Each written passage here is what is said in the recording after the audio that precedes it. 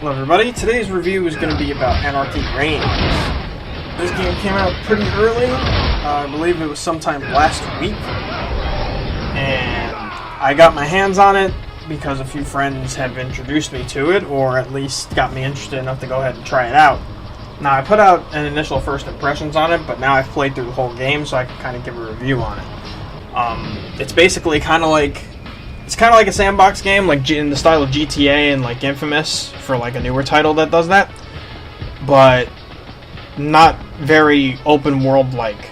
And what I mean by this is every map is pretty short.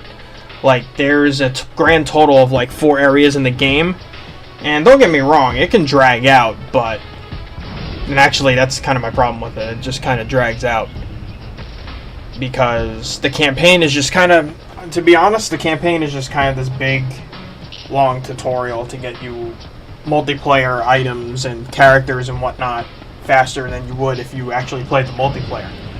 The multiplayer is the focus of this game as far as I know, but good luck finding a match. I mean, I tried to, it didn't work out very well for me. And when I did, I got the equivalent to Horde mode or Firefight.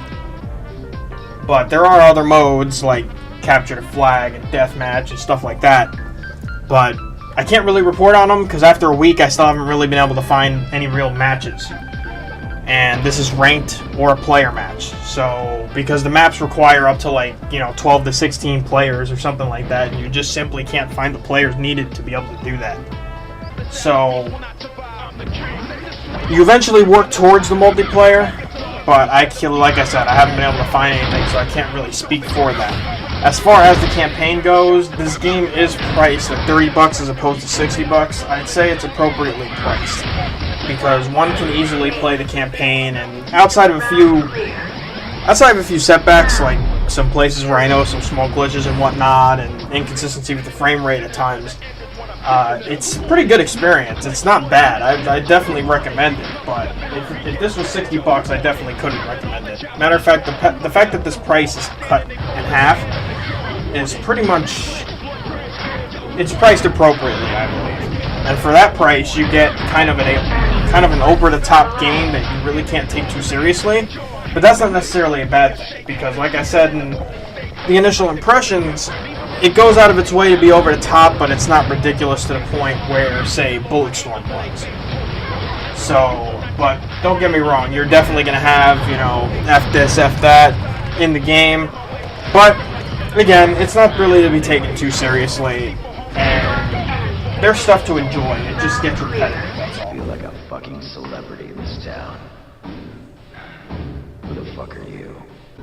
What say we lock horns? Uh-oh. What say you fuck off?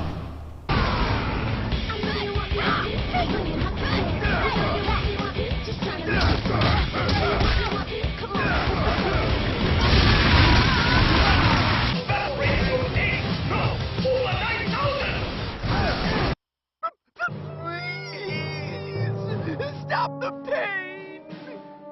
I know Max was here, junk dealer. So where'd he go? I don't know. Maybe you need a little more tenderizing. Fine.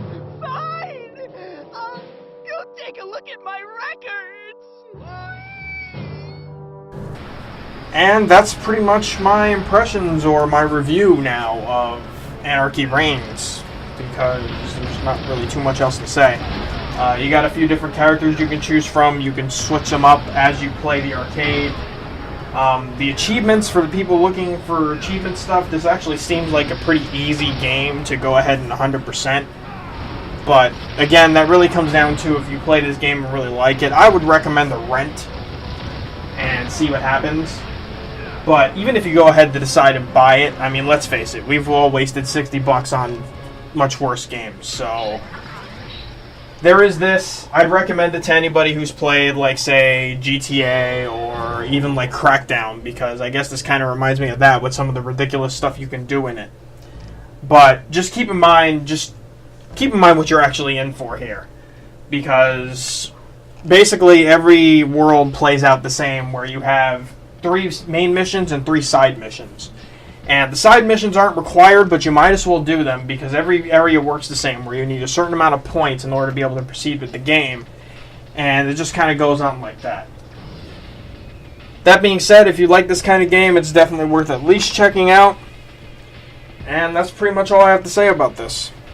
Just a quick recap, the campaign does fall a bit short, but for those who actually like what you can do in the game and a different variety of characters and whatnot, I assume it's pretty fun to go ahead and beat up on people online once you actually go ahead and find the game, and the different modes will give you a lot to offer. You actually have like certain abilities you can put on to help enhance your skills to further customize your character, which you'll see the menus for that, but again, like I said, I could not find a game. But I assume that will get patched up soon enough, or there will be more people who have the game, provided you can do that based on what this game has to offer. I would definitely recommend it. But that being said, that's mostly based on the price point, and it's priced appropriately. So, for the sake of not repeating myself 20 times, that'll be the end of this review, and I will catch you guys next time. Oh, and one more thing. This game does get credit for going ahead and making a rap soundtrack that isn't consisted of 4-letter words and N-bombs all over the place. And it's actually pretty catchy.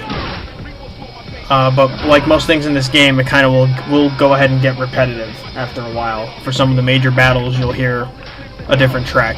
But it's pretty catchy, and I'd recommend downloading the soundtrack as well if you like that. That's Anarchy Reigns, and I will see you guys in the next review.